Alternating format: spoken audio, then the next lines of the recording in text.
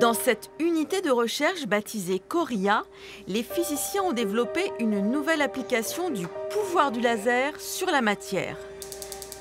Le rayonnement peut décontaminer des objets sur lesquels s'est fixé du tritium, un élément radioactif.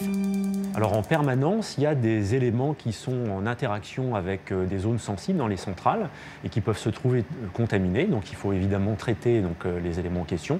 Alors ça peut être des gants, des matériaux métalliques, des boîtes, des conteneurs, etc.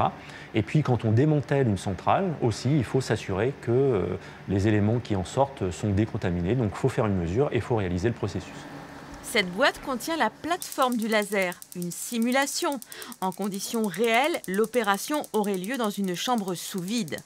Aurélien, docteur en physique, nous en explique le principe.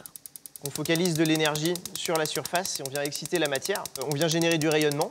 Et dans un dernier temps, ce qu'on fait, c'est qu'on utilise avec une fibre optique, on vient collecter le signal pour analyser la lumière du plasma induit par laser. La plateforme sert à la fois pour détecter la présence d'éléments radioactifs, totalement invisibles, et pour enlever la couche nocive qui peut être ensuite retraitée comme un déchet nucléaire. S'il y a du tritium, on va continuer d'effectuer le polissage laser, c'est-à-dire qu'on élimine le tritium avec l'énergie qu'on dépose sur l'échantillon.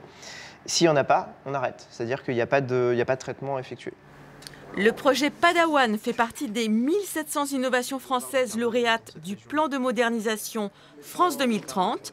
1 900 000 € sont octroyés à l'Université de Rouen et au Commissariat à l'énergie atomique pour que le laser soit développé.